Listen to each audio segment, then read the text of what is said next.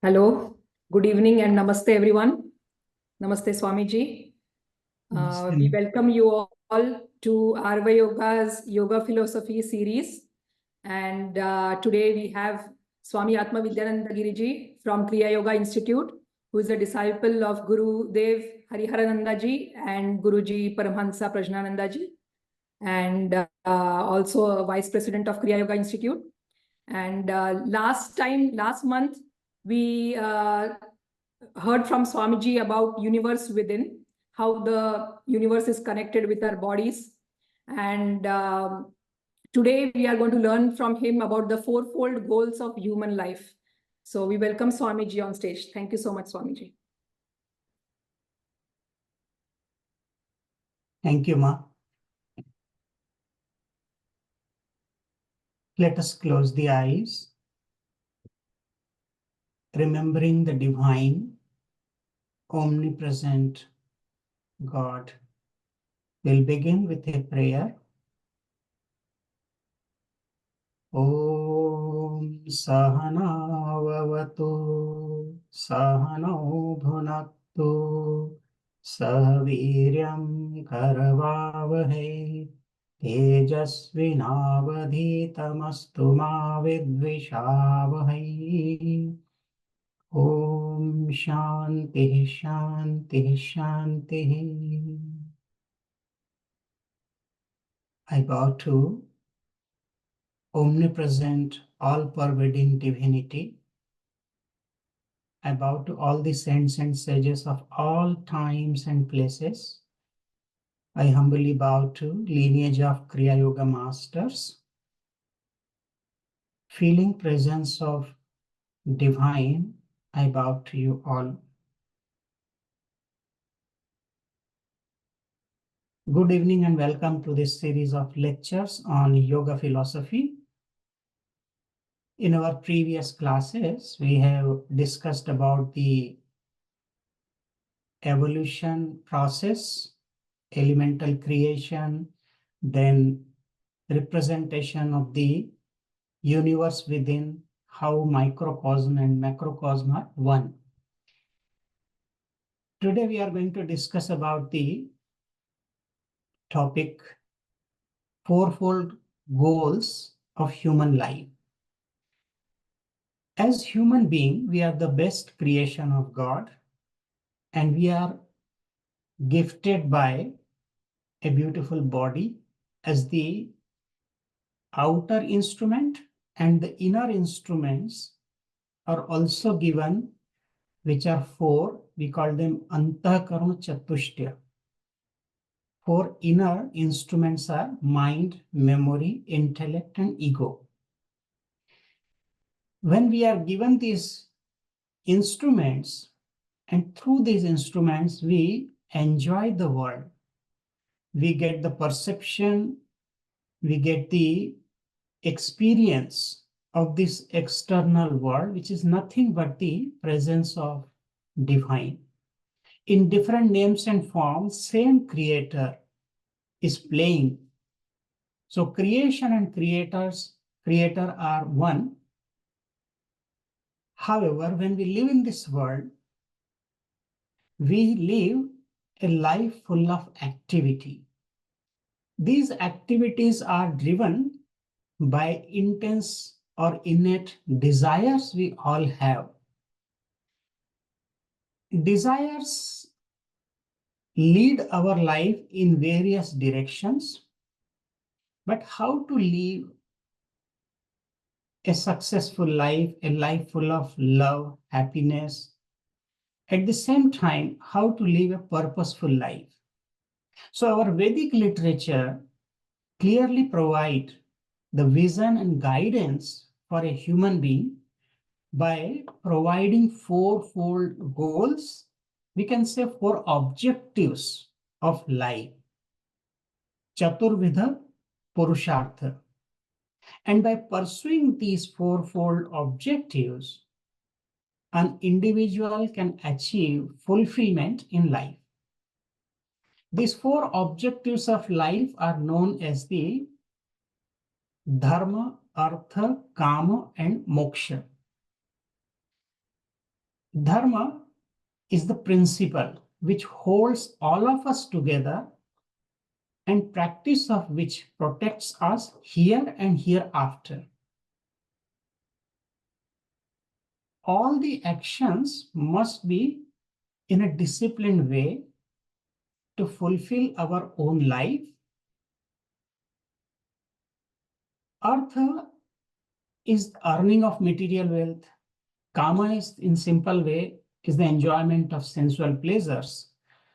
And moksha is the freedom from all undesirable fetters of life. We should note that not only each objective is important, but also it is important to integrate them and lead a complete life full of discipline and achieve all these goals in our life. So, fourfold goals, Chaturvidha Purushartha. These are beginning with Dharma. Dharma is the moral law, discipline. We all have to follow certain laws, certain disciplines in our life. Then Artha. In order to continue our life, we also need some prosperity, material wealth. And at the same time, one has to fulfill the legitimate desires to have a family, to have sensual pleasure. And then finally, along with all these goals, the final goal or the ultimate goal of life, one has to remember, is the moksha or liberation. We are not here to remain continuously in this cycle of life again and again, but we are here to attain liberation. So today we are going to discuss a little bit more about these four goals, objectives. An individual person seeks happiness. Initially, the person seeks to attain happiness through the avoidance of pain and pursuit of pleasure. In Vedanta, we call it Dukkha Nivratti, Paramananda Prapti. These are the only two things which drive all our actions. To avoid pain or to get rid of the pain and to attain some pleasure. And these are called Artha and Kama respectively. So as the person becomes aware of his social obligation towards the peace, he or she realizes that he has to regulate his pursuit of happiness so that it does not disturb others' pursuit of the same. So this is called dharma, means artha and kama, attaining prosperity, earning money, fulfilling desires, but they should not obstruct the same goals of other person. So that is, objective is called dharma, righteousness or law or morality. So as the person matures still further, he realizes that eternal, absolute, unconditional happiness cannot be attained from people, objects, and situations externally. Then he stops looking for it outside and starts searching within. By the diligent search, with the guidance of the teachers and the scriptures, person finds it within, and then the person realizes his eternal freedom from sorrow. That is called moksha. So what is dharma? Dharma, the definition of dharma is given in the Mahabharata. It says, Dharanat dharma ityahuhu dharmam dharayati praja. Yah syat dharan sanyuktah sadharma iti nishchayah. The metaphorical meaning of dharma comes from the root of dhru. Dhru means to hold or to sustain. So that which holds together, unites and removes separation is called dharma. Dharana dharma ityahu. Such dharma holds the society together. So that which has the capacity to unite an entire society is together. So this is the most definitely called dharma, sadharma iti nishchayah. Now if we think about the different meanings of dharma, because in Sanskrit language, each letter or each word has many meanings. So similarly, this word dharma, very often it is translated as the religion, but that is not the real meaning of this word dharma. As we see that it is derived from the Sanskrit root word dhru. Dhru means to hold, to sustain. So different meanings of dharma we can say. One meaning is the quality. For example, we take fire. The quality of fire is heat. Quality of water is coolness. So that is also the dharma of fire or water. Dharma means property, not the real estate, but the property of any particular object or matter. Then nature, dharma is also nature, the nature of anything. Dharma is translated as religion. But the beautiful meanings of dharma are duty. One is duty. Wherever we are, whoever we are, we have certain responsibility and duties. So that is our dharma. Dharma is righteousness and dharma is also morality. Different meanings, they have different root verb also. What is the real dharma? In the Ramayana, especially Tulsi Ramayana, you can find two beautiful definitions of dharma where Sant Tulsidas is telling Parahita sarasa dharam nahi bhai, parapida nahi adham dhamai. Means when we decide what is good and what is not good, what is virtue, what is our righteousness. So parahita sarasa, there is no greater virtue of dharma than doing good to others, and there is no greater sin than hurting others. In Tulsi Ramayana further it is said, दया धर्म का मूल है, पाप मूल अभिमान, तुलसी दया न छोड़िए, जब लगी घट में प्राण. Daya is the compassion or mercy. Compassion is the root of morality or dharma, and the ego is the root cause of all mistakes. Do not leave quality of compassion so long as one has breath in the body. So dharma is most important factor among all the four objectives. When we talk about dharma as a duty, if we take this meaning, dharma means duty. So each individual has certain duties in different areas of life. For example, a person has a family, then there is society, then there is country, then the entire earth. So we all have responsibility towards all these factors in life. So as a family member, a person or individual has some duty. Duty towards the children, duty towards the wife or husband, parents. So these are the duties which each individual has towards a family. Then as a member of society also we have certain duties. And then comes as a citizen of the country, we have certain duties to fulfill. And then we also have duty which is called dharma for the entire creation or entire earth. So at each stage of life, our duties change. So we can say that dharma sustains the society. So dharma is that which not only sustains an individual, but also it sustains the society. because the society is made up of individuals.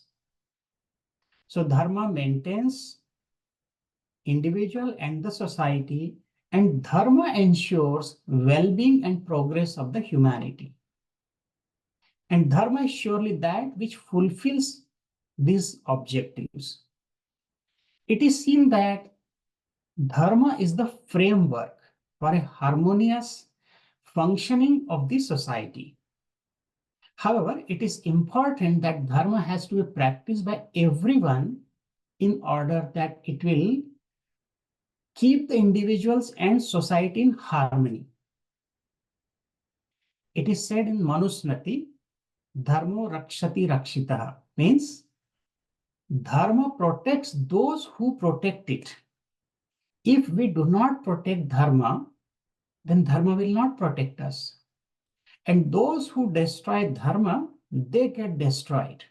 And we have seen in the civilizations that when people do not follow righteousness, they do not follow morality, when they do not fulfill their duties towards the society, towards the country, or even the nations, the creation, then slowly the civilization, they are destroyed. And if you see in the eternal religion, Sanatana Dharma, dharma is the most important virtue, and that's why eternal religion is continuously sustained, or it is surviving throughout these hundreds of thousands of years of oppression even. Dharma should not be destroyed so that we may not be destroyed as a consequence. So when we talk about the different duties, it is seen that these dharma is the law or a guide to all individuals in a society. When individuals stick to dharma, then not only the individuals grow, but also the society grows. If we read the Manusmriti, so in Manusmriti, there is a beautiful definition given about the dharma. It says, it is in the 6th chapter, 92nd verse. Dhrati kshama damo asteyam shaucham indriya nigraha dhir vidya satyam akrodha dashakam dharma lakshanam. So there are tenfold law, or you can say commandments, by sage Manu, who is considered the first human being in the creation. Dhrati kshama damaha asteya shaucha indriya nigraha dhihi vidya satya akrodha. What is the meaning?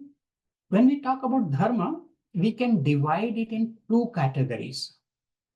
One is, I'm talking about the dharma as not religion, but dharma as the duty or the morality. So in eternal religion, very clearly it is mentioned there are two specific dharma. We call it Samanya Dharma, which is general or universal, and second is Vishesha Dharma, specific or personal. And this is the beauty that only in eternal religion we find this kind of guidelines. But most of the religions in the world, they have only Samanya Dharma, general or universal values to be followed. So when we talk about the Samanya Dharma, general or universal, what does it mean?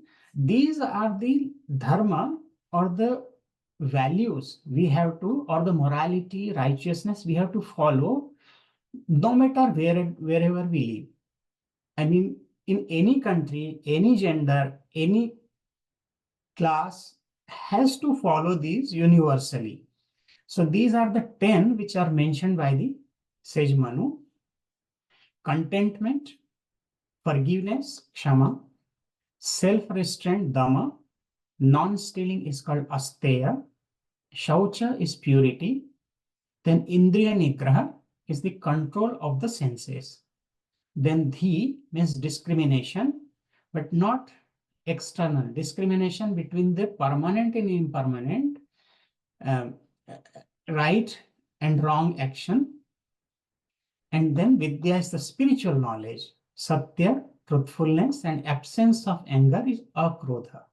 So these are the tenfold law. We can say that these are the samanya dharma. Everybody living on the earth planet as a human being has to follow these 10. But apart from this, in the eternal religion, there is also a specific duty allotted, and that is called Vishesha Dharma. That depends on the rules of caste and order. We call it Varna Ashram Dharma. As we know that in our Vedic instructions, the human life is divided into 4 groups, like 25 years each. So 4 sections in the life, considering the complete life of human being is 100 years. So first 25 years, we know Brahmacharya, the life of studentship or life of discipline. Then from 25 to 50 years, the life of Grahastha, a family person. And third section is Vanaprastha, which is from 50 to 75 years of age. Vanaprastha means retirement life, going to forest and serving the society with the skills and experience one gets in the world. Then fourth is Sannyasa, which is the life of renunciation, completely retire and dedicate the life for realization or prayer and meditation. So these are the 4 stages of life in human being. And then there are 4 classes: Brahman, Kshatriya, Vaishya, and Shudra. The Brahman means those who are priest, Kshatriya, the warrior class, Vaishya, who are business class, Shudra, who are the serving class, who are serving these 3 classes. And let me tell you that there is a misconception that the class difference is there. These 4 classes were initially created by God himself in Brihadaranyaka Upanishad. You can have the reference. And then in Bhagavad Gita also, Manusmriti also speaks that God created these 4 classes. And then these classes were complementary to each other to maintain the society in a harmonious way. That was the purpose initially. And it was not by birth, but it was by the virtue or the guna and karma, means what type of action you will do or what skills you have. Depending on that, what aptitude one student has, depending on that, they were allotted these classes. However, so according to one's class and according to one's order, stage of life, an individual also has some particular specific duties. For example, a Brahmin has to follow these 10 general Samanya Dharma, and apart from that, he has specific duties as a Brahmin. He has more do's and do nots. A warrior has specific duties along with these 10. Similarly, each person has his or her own Vishesha Dharma, according to their stage, according to their class. However, we'll not go deeper into that. But another beautiful aspect I'll tell you about this word dharma is according to one's position in life with ethical standards, there is another category, we call it Swadharma. You'll find in Bhagavad Gita, Swadharma, Paradharma. There are 2 verses. So Swadharma is Atma Dharma, which is Prana Dharma. And Atma, or the soul, it has 3 qualities: Sat, Chit, Ananda, eternity, consciousness, and bliss. So that is my dharma. Swadharma. Sometimes people ask me question, what is my duty? What is my dharma? So Swadharma, my own duty, depending on the ethics in life. What is my own dharma? Sat, Chit, Ananda. That is my real dharma. And what is paradharma? Para means others' duty. So others, not externally. Externally, we can say in the society, other classes, other people. But here we are talking about an individual. So Swadharma related to the Atma of the soul. And the Paradharma is, there are 2. Deha dharma, Indriya dharma. So Deha dharma means this body, it also has certain qualities. And it goes through 6 modifications. It exists, it is born, it grows, matures, decays, and finally it goes to death. So these are the 6 modifications. This is called Deha dharma, the quality or um, quality or property of or nature of the body. Then we have sense organs. So Indriya dharma. So Indriya or sense organs, they have their own nature. What is the nature? That is called raga, dvesha, likes and dislikes, or extrovertness. So these are the paradharma. That means when I talk spiritually, what is my duty? I have to remain in swadharma. And that means to remain in eternity, in truth, to remain in consciousness, and remain blissful. When I become angry, when I am influenced by likes and dislikes, I am in paradharma. I'm not following my duty, not following my nature. My nature is nature of love, kindness, compassion. That is also swadharma. However, so this is about the dharma. Now, we'll discuss the next artha. What is artha? Artha is the second objective or the goal of our life. The primary meaning of artha is material, wealth, or we can say money. But the secondary meaning of artha is the purpose. When we say fourfold goal, purushartha, purusha means the soul, artha means the purpose, or anything we do towards the soul to attain or to experience our real identity as soul is purushartha. So artha means purpose, artha means here material security or financial security. So thus the meaning of artha can be combined as the acquisition of materialistic goods, money, power, and the purpose for which they are acquired. In eternal religion, artha is also very important aspect. And on the earth, on the material prosperity, both individual and the society, they are dependent on that. We had a very beautiful teacher, Chanakya, who says that economic prosperity creates prosperity of the people. So what is artha? If we see here, artha we can define as the wealth. Few things we need to remember. Wealth is not the end, but it is a basic necessity. Sometimes we only think that if we have material prosperity, we have money, that is everything in life. But that is just one of the goal of our life. It is not the final, or it is not the only goal. So wealth is not an end, but it is a basic necessity. It is said that poverty is the enemy of spirituality. Why I'm telling? Because of the experience of some people. Unless we have wealth, we are prosper, we cannot take care of the family. So if we cannot take care of family, there is no peace, there is no harmony, there are unfulfilled desires and poverty. So the spirituality is pushed back. That means you want to be spiritual, but you are not fulfilling the duty towards the family or other people living with you. So it is also important to earn money. Wealth must not be earned for hoarding, which is very often we see people are just earning by fair or unfair means and they are hoarding it. Money should be distributed or circulated in the society to grow together. So we should earn by fair means with honesty, and wealth cannot lead to permanent happiness. That's why it is said dharma and earth must be coordinated to earn a decent living.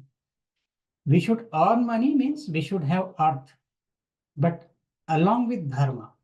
If we do not combine it with dharma means righteousness or morality, then it will lead us to problem.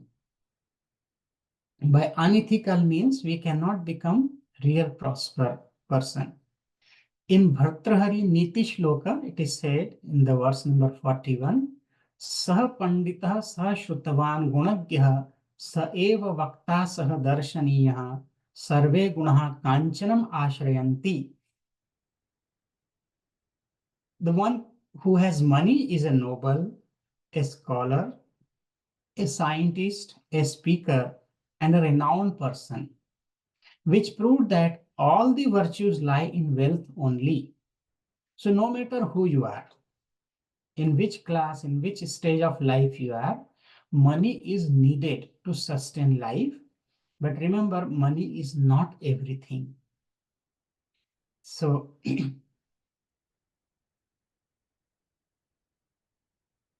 in our ancient scriptures, it is recommended that within the framework of dharma, one should earn wealth to one's capacity and work. It is well known that money plays an important role both at an individual level and also at the societal level. For example, the need for food, clothing, and shelter at the individual level and the flow of money between individuals are required to the collective operation of the society. The materialistic wealth enables an individual to interact and lead a harmonious life with others in the society. So it is important that the lack of money at an individual level results in society in social suffocation for that individual. About this earning money, it is said in the Chanakya Niti, another scripture, where it is said, Anyaya uparjitam vittam dasha varshani tishtati prapte chekadashe varshe samulam tad vinashyati. Money earned unjustly or wrongly lasts for 10 years. But in the 11th year, it gets destroyed along with the principal amount. So in the scripture, it is said, earn money as per your capability, as per your capacity, but do not earn money from unfair means or unethical ways, because it may last for some time, but it will be destroyed one day. In the Holy Bible, there are some beautiful quotes about earning money. Money gained by unjust means leads to nothing. Whereas the monetary blessings of God brings no trouble. It also says dishonest money dwindles away, but whoever gathers money little by little makes it grow. One who oppresses the poor to increase his wealth and one who gives gifts to the rich both come to poverty. It is in proverb. So money is an important factor.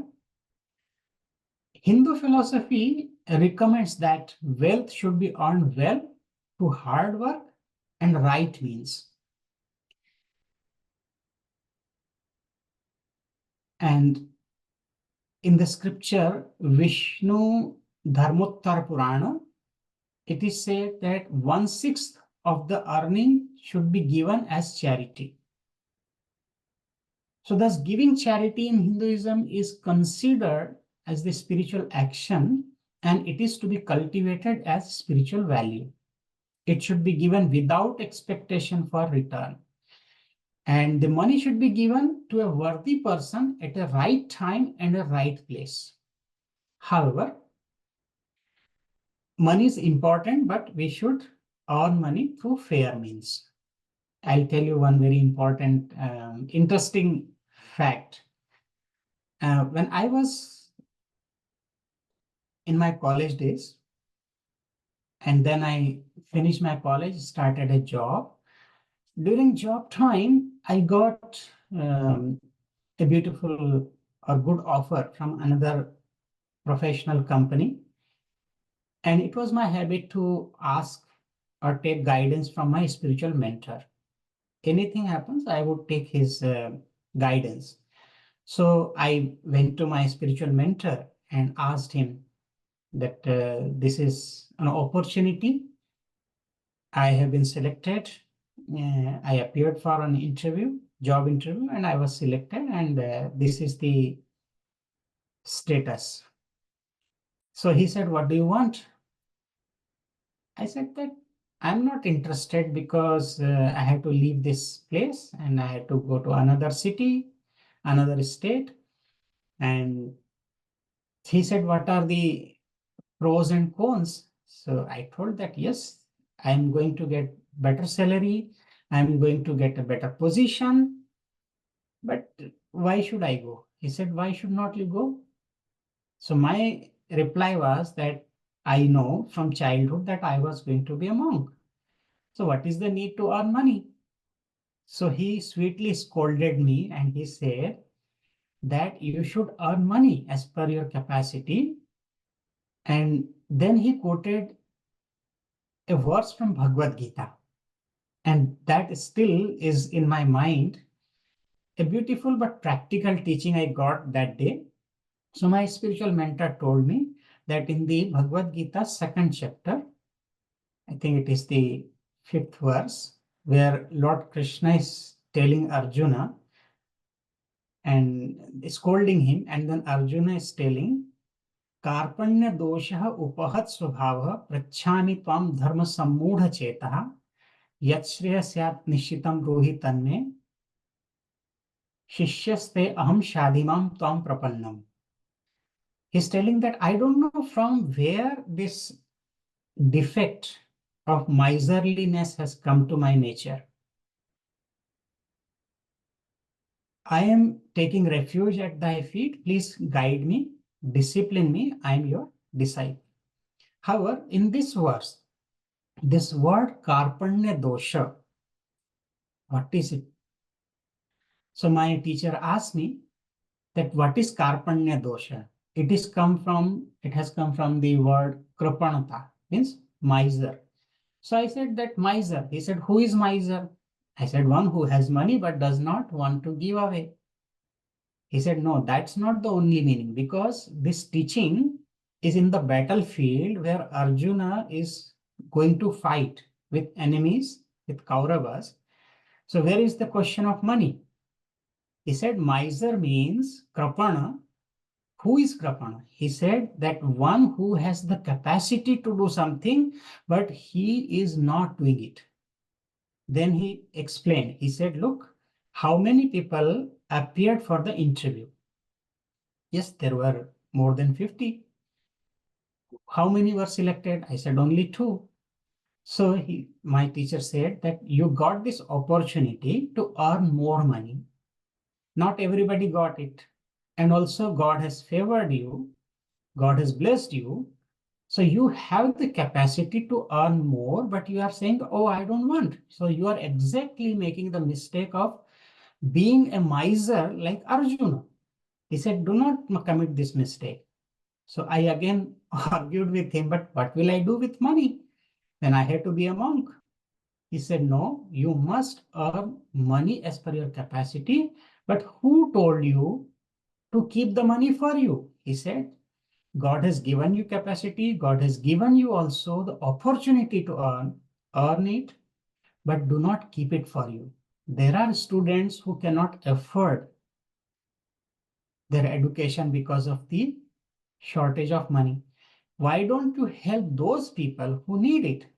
So earn as per your capacity and help others. So this was the beautiful lesson I got from him, that we should earn as per our capacity, and opportunities there, so we must, and we should divert the money or material prosperity for the benefit of the society.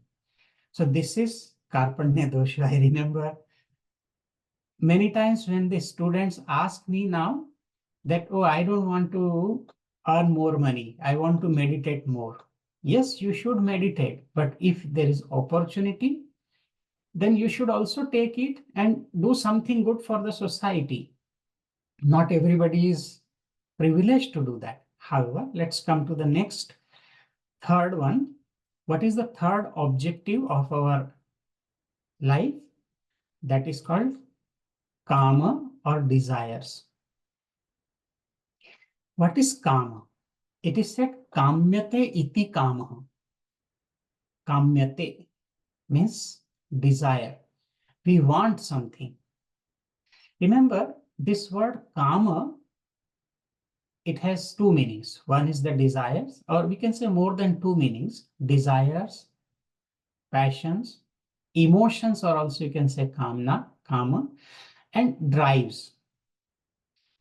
Joy comes out of senses and objects. When we enjoy this world through our sense organs, so it is the sense organs who are taking the signal to the mind. Mind cannot directly go. Although mind wants to enjoy, but it cannot go directly to any object. So it is employing, or you can say it is using the agents which are known as sense organs.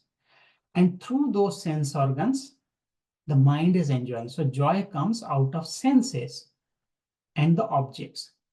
Wants of an individual body and mind is known as kama. This word we can split in Sanskrit like ka and ama. Ka means unripe. Ka is happiness and ama means unripe. So unripe happiness is kama. It is not the real happiness or supreme happiness. However, we all have some desires. Without desires, our life cannot continue. And there is nothing wrong in having desires, but we should fulfill the desires in a legitimate way or in fair means. You can say there are some rules to follow, there are some laws to follow, some morality, and then fulfill the legitimate desire. There is nothing wrong. And for that reason, there is a system of marriage. The institution of marriage is socially recognized. So kama means we have to remember certain things. Excessive desire can lead to greed, anger, jealousy, attachment, and temptation. Desire should be limited, means they should be regulated, I would say. Not if they are unregulated, so they will lead to our destruction. Regulated desires, like socially recognized marriage, lead to spiritual growth. But when people do not follow these norms, then there is immorality. However, kama is the desire, and although kama is the third in the order of fulfillment, but the general form of desire will be there as the driving force. For example, desire to learn and desire to earn money are prerequisites that would lead to this stage of fulfillment. Therefore, desires play a major role in our life. The desires not only drive an individual's life, but also drive the collective life in the society. The interactions and the transactions between individuals are driven by the desire. Because we have desire, that's why we communicate. The interactions and transactions between individuals are driven by desire. So the desires and their fulfillment play an important role in life. It is seen that the desires occupy predominant role in our life because constantly we are wanting something. We want this, we want that. So there are endless desires. If one does not keep a check on desires, then it is possible that unethical and immoral desires can lead a person astray and to self-destruction. This means that desires can lead a person either to ethical or unethical action. So we should regulate the kama or desires also. The highest desire is desire for liberation, and all other desires should be fulfilled in a regulated way, in a disciplined way, following the dharma. You all must have remembered the teachings from Mahabharata when King Yayati, he was on the deathbed and he was old. So he wanted to enjoy the world because he was not satisfied. So he asked his 4 sons that I want to enjoy the world, but I need to be young. So he asked for their youth, and one of his son exchanged his youth and became premature old. The king continued, Yayati continued his life of enjoyment, and when he was on deathbed later, he gave a beautiful teaching to his sons. He said that I made a mistake in my life, that I thought that enjoyment is everything, and if you fulfill the desire, it will help us to be free from desire, but that is not the case. So it is in Bhagavatam, 9th book. This is the teaching from King Yayati when he said, Na jatu kamah kamanam upabhogena shamyati havisha prashna vartneva bhuya eva abhidhiyate. Desires are never satiated by the enjoyment of desires. Thereby they only flame forth even more like fire with butter. Like we put ghee or clarified butter into the fire, it will flare up more instead of extinguishing. So desires are like that. If we continue enjoying, it will lead to another desire. There is no end. So that's why there has to be some discipline in enjoyment and desires.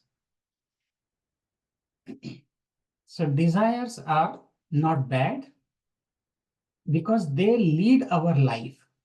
We cannot live without any desire. Sometimes people ask, if desires are leading us to this continuous play of life or the Maya, ignorance, I should be free from desires.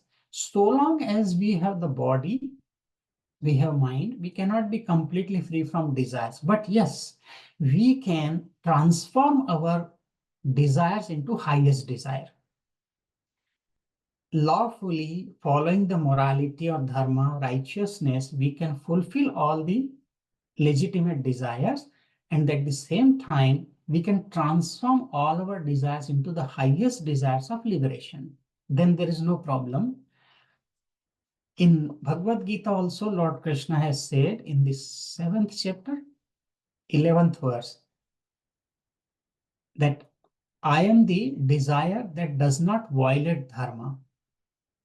However, for moksha, the 4th one, the last and final ultimate goal of our life is moksha, liberation. For moksha, we need a coordination of all these three, dharma, artha, and kama. A person, as we know, that cannot directly think of moksha.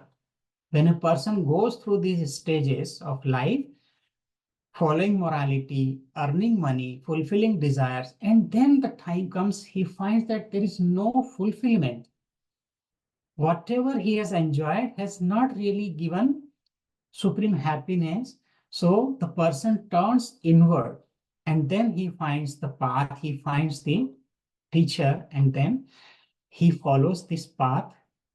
Or the 4th ultimate goal of life is moksha, or the liberation. It's very interesting word in Sanskrit, moksha. Moksha, you see, there are 2 syllables, moha and ksha. Mo and ksha. Mo means moha, ksha means kshaya. So what is actually moksha? Moksha means kshaya is elimination, moha is delusion. So when our delusion is finished, when we become free from delusion, that is moksha. This world is temporary, constantly changing, but we think this is the real world. So this is our delusion. And once we attain knowledge through little practice, we get experience of or glimpses of reality. We start realizing that this world is futile. This world is not giving me the real experience or real identity. Who am I? So moksha is the mohaksha. When the delusion goes, then it is liberation. Liberation is also explained in different terms. Liberation is just liberation, means we are free from everything. Everything is mostly this misery of this world.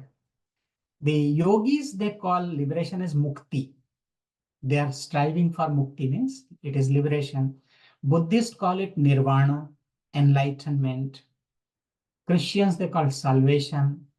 But it is all the liberation from cycle of birth and death.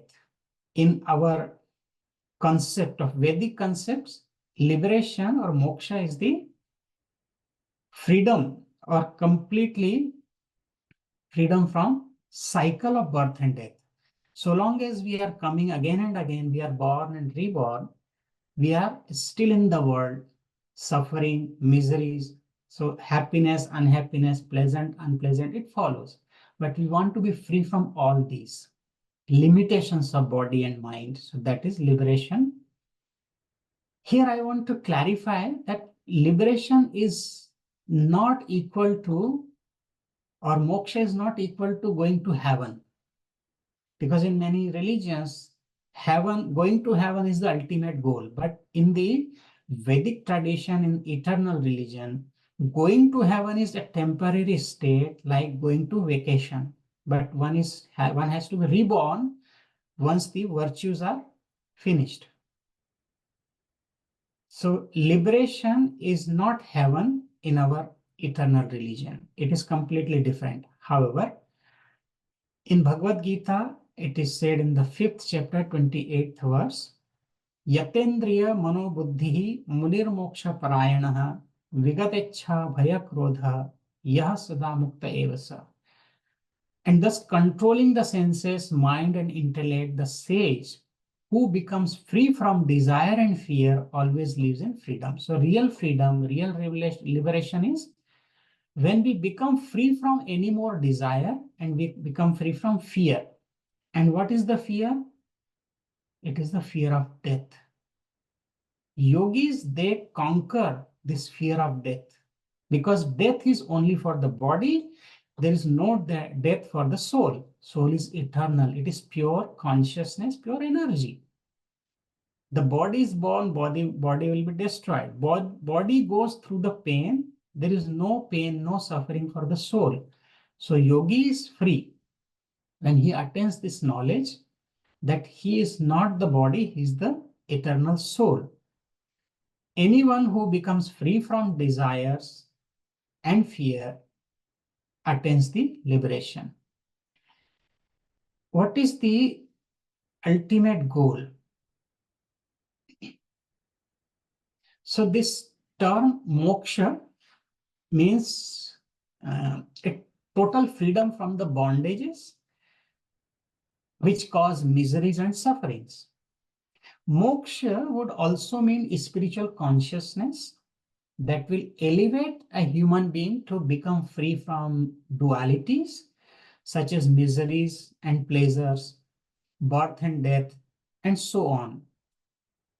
So the objective of moksha indicates the quest of a human being to freedom and ultimate happiness. In our scriptures, ancient sages, they have always given emphasis that the finite life and limitations of sensual and materialistic pleasures limit us. But when we pursue the liberation, we become free from all these limitations and we attain spiritual fulfillment. to free ourselves from the suffering and the death and reach happiness is conscious or unconscious objective of all our instincts and our efforts. Whether we are doing dharma, artha, or kama, knowingly or unknowingly, we are marching towards this ultimate goal of liberation through all these. So our interest in anything is limited to the extent it can abolish sorrow and produce joy, pleasure, and happiness. And for this reason, the supreme goal of life is inevitably conceived as an experience of absolute happiness and total joy, representing union with a transcendental being who can only be joy beyond all suffering and death. So what is the ultimate goal? We can put it in this way that moksha we can define as the emancipation. With different words we can use. Moksha is emancipation, moksha means liberation. It means freedom from the cycle of death and rebirth. It is the freedom from ignorance. Also, we can say moksha means self-realization and self-knowledge. In other words, we can say consciousness of the oneness of the Supreme Soul, because individual soul and Supreme Soul, when we have this experience of oneness, that is moksha for us. Moksha means also the removal of obstacles to an unrestricted life. Means we are free from that. We become Jivana Mukta. It is also the access to our full human potential of creativity, compassion, and understanding. So when we achieve moksha or liberation, remember it's not just after death. The moment we attain realization, we become free from our ignorance. While living, we are liberated, and then we have access to our full potential of creativity, compassion, and understanding.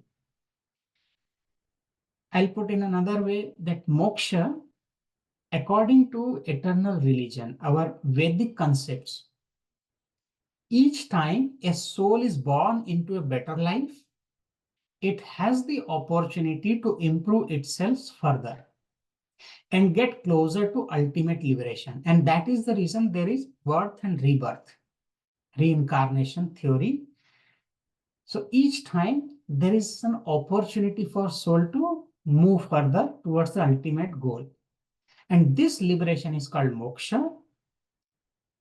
A person attains moksha when one has overcome ignorance and no longer desires anything at all. A stage comes in life that person completely feels that I don't need anything else. Even if there is food, okay. If there is no food, I am fine. So one slowly becomes free from all the worldly desires. Only one desire remains, that is to become one with divine. The ones who reach this state no longer struggle with the cycle of life and death. The way to get to moksha is to not create any karma. We want to reach there, but how? So long as there is karma or action, there is result. So we have to break this cycle of karma. We do not create any more karma. Also, whatever karma are done, we destroy them through sadhana, especially like Kriya Pranayama. So the ultimate goal of life is to release the soul, which is like bound or inside, it is encaged in this body, to release the soul and reunite with the divine, becoming as one with the Brahman or God, the Absolute. So this is the moksha. So whatever we do in life, ultimately we have to reach this final goal of liberation. So long as we are in ignorance, we enjoy this world, and we forget our real purpose of life, we are not liberated. So when we pay attention, contemplate on these fourfold goals of life, it encompasses all our different activities, but we should never forget that enjoying this world, following righteousness, fulfilling the desires, but we should continuously move forward to the ultimate goal that we are here, we are born here for our own liberation, freedom from miseries and suffering, freedom from cycle of birth and death, and ultimately experience our unity with formless divine. So in short, we didn't go into the detail, but in short, that these are the fourfold goals of our life, which regulate our life in a disciplined way. I'm praying to God to give us all-round development, to give us better understanding, more love, to live in harmony, in peace, in love with all other people in the society, in this creation. Om Sarve Bhavantu Sukhinah, Sarve Santu Niramayah, Sarve Bhatrani Pashyantu, Ma Kaschid Dukha Bhag Bhavet. Om Shanti Shanti Shanti. May all become happy and healthy, loving, noble, and compassionate. May there be no suffering, no sorrow. May there be more love, peace, and harmony among us and in this entire creation. Oh, Amen. Thank you all for your presence. Thank you, Baba. There are a couple questions from Ritama, if I Okay. can read them. If at the end there is time, I have a question. There is no greater sin than hurting another. Sometimes to protect oneself, one has to choose one thing or person over the another in relationships, work, or friendship. If someone wants to use us, stalk us, doesn't have boundaries, etc., how can we deal with this? Discrimination ultimately chooses one thing over another, which can hurt some people. Thank you for this question. It depends on the motive. What is the motive behind the action? Intentionally, we are not hurting, but at the same time, we cannot allow other people to hurt ourselves. The meaning is that as an individual, we all have rights. So it is our right to protect ourselves. If someone is hurting once, we can forgive. But if somebody is continuously hurting, then we have to respond equally that it is not right. Yes, without any violence, without harsh words, but yes, with intelligence, we can respond in a positive way that this is not right. That means we have to stand up for our rights, and there is nothing wrong in that. But don't allow people to hurt you again and again. That is not the righteousness. Our dharma is to protect ourselves first. We protect ourselves, we don't go to hurt others. But at the same time, our dharma is to protect, and we should not allow others to hurt ourselves.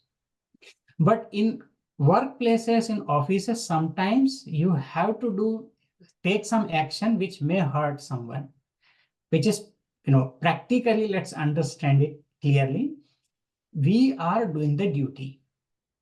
For example, you are a manager, but because of this economic situation or certain conditions in the company, you have to fire some people. It is, of course, it's not a good action, but you are just doing your duty as a manager. Personally, you're not hurting someone. Personally, you're not firing someone from the job. But it is the requirement of the situation in the company, and you are the manager. Individually, as an individual, you are not hurting someone. As an individual, you are not punishing someone.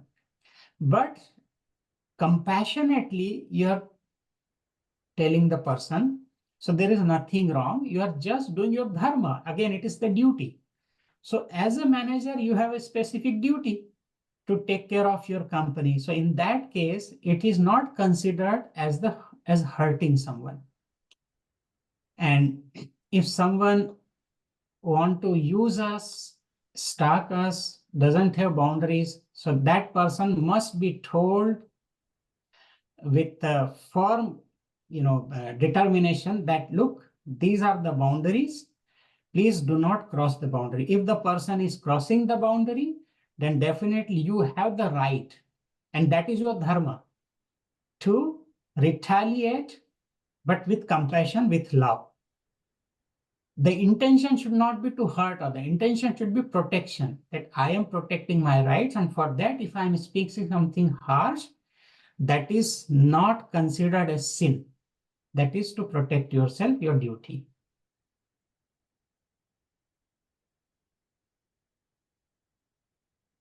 There is one more question, Baba. It's, can those who are in a relationship or married continue working in the regular world and attain liberation? Sure, those we all are working. If you look at my life, of course I'm a monk, but I think I am working more than other people. I clearly see that when I was in job, like the worldly person, like common people, maybe I was working 12 hours. Now it is continuous, almost except sleep, all the time working. However, yes, liberation is not limited to a particular group or monks or renunciates. Liberation is the birthright of every human being. Remember all our ancient saints and sages. I think over 90% were married people. They had family, they had their own work in the society, and they attained liberation. And in our lineage of Kriya Yoga, we have beautiful example of Sri Lahidi Mahasaya, Sri Sanyal Mahasaya, even Sri Yukteswarji. They were all householders, means they had family, they had their own job, and they had really tough life, but they attained liberation, they attained samadhi. So this is the example in the modern time. So it is possible, and just you need little bit more practice, and while working in the world, you can attain liberation. That is, every moment it is an opportunity, and it is possible in this very life also. There is one more question. How do you break the cycle of karma, from Amima? Thank you. Look, cycle means it's a vicious cycle. It continues. To break it, there has to be extra force. And what is that? There are two ways. The cycle of karma, you can understand that I'll give you a simple example, that suppose you have taken loan from the bank, so you have to pay it back. And there are two conditions to become free from the loan. First is that you pay it back, so get rid of that. Second is don't take another loan. So what is happening in our life? We are creating karma constantly. Mental, verbal, and physical actions we are doing every moment. So we are creating karma. And how do we create karma? Because we think we are doing. When we associate I, the ego, means if I am doing something, I will get the result. So we are creating karma. So there are two things, that we have to destroy the karma which we have already created in many past lives, because being unconscious we did it. Second thing, do not create anymore. So the two ways Kriya helps. As I practice Kriya, I can tell about that. We have one technique called Kriya Pranayama, a very special breath regulation technique, which is, so one cycle of Kriya Pranayama eliminates or destroys 1 year of our karma phala, the result of action we can destroy without getting it manifested physically. And it is scientific. And so in that way, if you practice more spiritual discipline like Kriya Pranayam, we can completely, within 20, 25, 30 years like that, we can completely destroy the previous karma. At the same time, Kriya helps us to maintain this attitude of Kriya, means I am not the doer. Every action is being done by power of God. So if I is not associated, I will not get the result. It is not a karma, it's just a Kriya. It's a natural function that it is being done, it is happening, but I am not involved. So I don't accumulate the karma. So this is the way we can break the cycle in one lifetime. Otherwise, it takes long time and come to this stage. But yes, it is possible to do it in one lifetime. Thank you, Swamiji.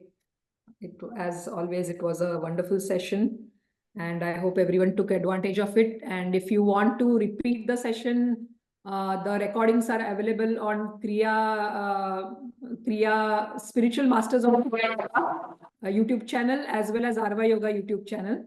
And please share this with your family, friends who are not initiated in Kriya as well, so that maximum people can take benefit. Also ask them to join these sessions. And on Arva Yoga platform, we have some other sessions as well. So please take a look. You can sign up on arvayoga.org. Thank you so much, everyone, for attending. Thank you so much, Swamiji. We are looking forward to see you next month with the topic of Om, the Divine Sound. Yeah. Once again, Thank you, Ma. And thanks to all the audience. See you again. By that time, meditate, pray, love. Jai Guru. Jai Guru. Thank you.